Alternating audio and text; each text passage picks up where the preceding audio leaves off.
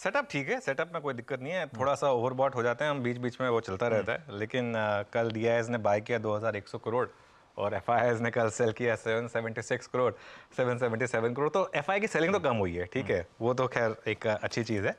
Index futures में अभी भी FI सेल करें, ये बाहर आ गया आपकी स्क्रीन पर, FIs की रेड और DIS की ग्रीन। और जहाँ तक बात है फ्यूचर्स की, आप देखिए इंडेक्स फ्यूचर्स में 741 करोड़ की सेलिंग हुई है, स्टॉक फ्यूचर्स में 2700 करोड़ की सेलिंग हुई है। विद इन इंडेक्स फ्यूचर्स क्या हुआ है, 126 करोड़ की बैंक निफ्टी फ्यूचर में बाइंग हुई है और 913 करोड़ की निफ्टी फ्यूचर में सेलिंग हुई है। ये बहुत इंटरेस्टिंग है, ठीक है। और वो ट्रेंड आएगा आपकी स्क्रीन पर, -213 -9 सेलिंग ही है बेसिकली इंडेक्स फ्यूचर्स में। और कॉन्ट्रैक्ट्स की जहाँ तक बात है, कल भी लॉन्ग कटे हैं और शॉर्ट्स ऐड हुए हैं सिस्टम में। ये देखिए बहुत इंटरेस्टिंग चीज़ है आशीष, कल मार्केट डे हाई पर बंद हुआ है लेकिन कल फिर भी 14,000 नेट शॉर्ट ऐड हुए हैं। और अगर आप ओवरऑल नेट शॉर्ट देखेंगे तब 2,60,000 करीब नेट शॉर्ट पर आ गए हम। अब बहुत लोग कहेंगे कि इसमें कॉन्ट्रैक्ट साइज वाला इशू है, बिल्कुल। तो अगर आप इसको एडजस्ट भी कर लें तो भी 1,30,000 पुराने डेटा के हिसाब से वो भी ऑलमोस्ट ऑल टाइम हाई पर अब आप आ गए हैं शॉर्टिंग पोजीशन पर। और 26%। अब ये देखते हैं ये शॉर्ट्स कवर होंगे या कैरी फॉरवर्ड होंगे। तो जून सीरीज में इंडिया विक्स कल थोड़ा सा 20 के नीचे आया, हालांकि 19.99, लेकिन फिर भी 20 के नीचे आया, थोड़ा सा कम हुआ। और पुट कॉल रेशियो है आपका 1.19 पर वर्सेस 0.92। बैंक की जहाँ तक बात है, एक ऐड हो गया बंधन बैंक। कल बंधन बैंक बहुत इंटरेस्टिंग था, कल स्ट्रॉन्ग मार्केट में स्टॉक वीक था और ऑलरेडी काफ़ी स्टॉक बैन में है, वो लिस्ट आपकी स्क्रीन पर आ जाएगी। और एक स्टॉक बैन से बाहर आया है, वो है LIC हाउसिंग फाइनेंस, तो उस पर भी हमारी नज़र रहेगी। देखते हैं फिर क्या होता है मार्केट में यहाँ से। सेटअप की कहानी ये है। अब चलिए आज का अप्रोच। अच्छा, कल सुबह चर्चा हो रही थी, वो मेरे ख्याल से 22,300 के कॉल राइटर और उसका कंफर्ट जोन था 335 तक का। एक बार उसके बियॉन्ड निकलेगा तो फटेगा। हाँ, वो गजब का मूव आया उसके बाद। खैर, अब आज का सेशन वो ये पोल रिलेटेड नर्वसनेस क्रीप इन करेगी। मल्टीपल एक्सपायरीज का दिन है, एक अजीबोगरीब सा कल सेशन खड़ा और एक वीकेंड भी खड़ा है सामने। करूं क्या निफ्टी में आज? बिल्कुल। देखिए, पहले तो आज निफ्टी पर थोड़ी सी अप्रोच जो है मेरी वो रहेगी लेवल बेस्ड। निफ्टी पर पहला सपोर्ट है 22,250 से 22,300, ठीक है ना। और इसको मैं प्रोसेस आपको बोलूँगा कि पूरा लिखा करें, 22,250 से 22,300, ठीक है। 10 और 20 day exponential moving average, 10 day exponential moving average 22,250 के आसपास है, 20 डे एक्सपोनेंशियल मूविंग एवरेज 22,300 के आसपास है। और बड़ा सपोर्ट कहाँ पर है, 22,054 पर, जो कि कल हुआ। अब ऑब्वियसली वो काफ़ी डीप है, ठीक है। अब उतना डीप स्टॉप लॉस तो लगाना मुश्किल हो जाएगा थोड़ा सा। तो रेजिस्टेंस कहाँ पर है, पहली रेजिस्टेंस है 22,475 से 22,500 चार्ट के हिसाब से, और बड़ी रेजिस्टेंस है 22,750 से 22,800 ऑल टाइम हाई। मेरा व्यू ये है कि मार्केट ऑल टाइम हाई की तरफ जा रहा है, तो अगर आप पोजिशनल ट्रेडर हैं तो आप बने रहें विद स्टॉप लॉस कल का वाला लो, ठीक है, पोजिशनल ट्रेडर। और ये मेरा व्यू पिछले आई थिंक 10 दिन से रहा है कि इस मार्केट में अब आप लॉन्ग में बने रहें, और एक मार्केट बॉटम बना चुका है। लेकिन फ्रेश बाइंग कहाँ करनी है वो ज़्यादा इंपॉर्टेंट है। पहले तो मैं बताऊँ, एक आज बिकॉज 3 एक्सपायरीज हैं एंड बिकॉज एक फिफ्थ फेज आपके सामने खड़ा है और एनेक्डोटल एविडेंस है कि उससे पहले एक बार मार्केट में नर्वसनेस आती है, एक सेल ट्रेड बनती है। अगर वो चली तो अच्छी चलेगी, नहीं चली तो आपका स्टॉप लॉस लग जाएगा। बहुत छोटा सा एक जोन है 22,425 से 22,475, हम उसी में खुलने की तैयारी कर रहे हैं।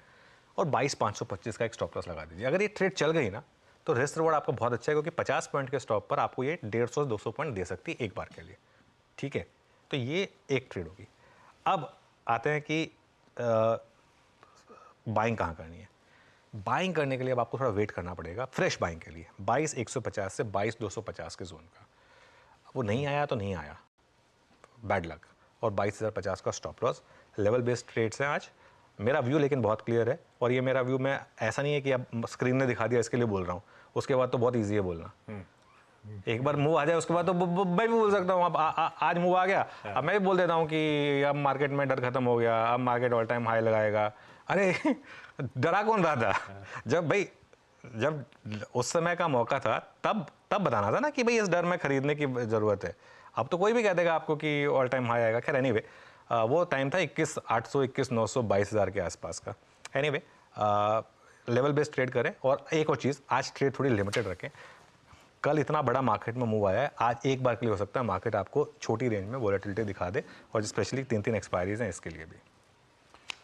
ये हो गई निफ्टी की चाल की बात। निफ्टी बैंक पे उतरी है। खैर, HDFC बैंक का दमखम था कल जाते जाते। खैर रिलायंस से पहले HDFC बैंक का मूड बनना शुरू हो गया था। कैसा लग रहा है निफ्टी बैंक? हमारा ये गो टू पॉकेट रहा नहीं है आज के लिए व्यू, लेकिन क्या? देखिए निफ्टी बैंक में एक तो चीज़ बहुत क्लियर है, ट्रेड करें सिर्फ इंट्राडे पर करें। हाँ। और दोनों तरफ की ट्रेड्स लें, क्योंकि अदरवाइज कोई बैंक निफ्टी में ट्रेड नहीं है। कल भी देखिए 20 डेमा पर ही जाके रुका है बैंक निफ्टी, ठीक है। तो एक ही रेजिस्टेंस है यहाँ पर 48,000 टू 48,100 जो आपका 20 डेमा है। और अगर 48,100 फेल होने लगे तो एक सेल कर दीजिए 48,200 के स्टॉप लॉस के साथ। ये ट्रेड आपको 300-400 पॉइंट दे सकती है एक बार के लिए। बैंक निफ्टी में अगर कोई ट्रेड है तो इंट्राडे में तो वो यही है मेरे पास, और कोई नहीं है। बाय जोन है 47,400 टू 47,500, लेकिन वो पता नहीं वो आएगा या नहीं आएगा स्क्रीन पर एक 47,200 के स्टॉप के साथ। लेकिन बेटर रहेगा आप इंडिविजुअल स्टॉक स्पेसिफिक ट्रेड्स ले बैंक निफ्टी में, तो वो बेटर रहेगा आपका। अच्छा मुझे एक चीज़ और बता दीजिए आशीष, कल वोटिंग परसेंटेज आया, चलिए ठीक है, HDFC बैंक क्यों भागा उसकी वजह से, रिलायंस क्यों भागा उसकी वजह से? भाई ये तो भाई स्टॉक्स जो नॉर्मली मतलब इनका मतलब इन दो स्टॉक्स का वोटिंग परसेंटेज से क्या लेना देना है? ये दो मार्केट के सबसे बड़े स्टॉक्स हैं, ये दोनों के दोनों स्टॉक कल भागे हैं क्योंकि कल इंडेक्स को इस तरीके से मूव दिखाना था। अब वो चाहे वो 20 डेमा की वजह से आया है, चाहे वो ऑप्शंस की वजह से आया है, लेकिन इसमें इन दोनों का एक फैक्टर था। और मैं फिर से बोल रहा हूँ, मतलब आज मुझे हंसी आ रही है शो करते हुए, बीच बीच में मुझे बहुत ज़्यादा मतलब क्योंकि कुछ लोग भेज रहे हैं मुझे, तो मुझे हंसी आ रही है अगर कोई ये कहता है कि कल जो मार्केट में मूव आया उसका एक्सपायरी से या 20 डेमा से कोई लेना देना नहीं था। ऐसा है तो फिर मुझे लग रहा है मुझे वापस एक बार स्कूल जाना पड़ेगा, मार्केट के कोई फ्रेश सीखना पड़ेगा। वैसे तो खैर सीखना रोज़ चाहिए, मतलब सबको बोलता हूँ मैं, कभी भी किसी को ये लगने लगे ना कि हमें सब कुछ पता है, तो वो एक मतलब एक जैसे कहते हैं ना आपका एक पीक होता है। रावण को भी ये लगता था कि वो सब कुछ जानता है, ठीक है ना, और फिर हम सब जानते हैं क्या हुआ। तो ये चीज़ें ना लाइफ में हम्बल रही है, बहुत ज़रूरी होता है। ह्यूमिलिटी कभी नहीं खोना चाहिए आपको, चाहे आप किसी भी पोजीशन पे पहुंच जाएं।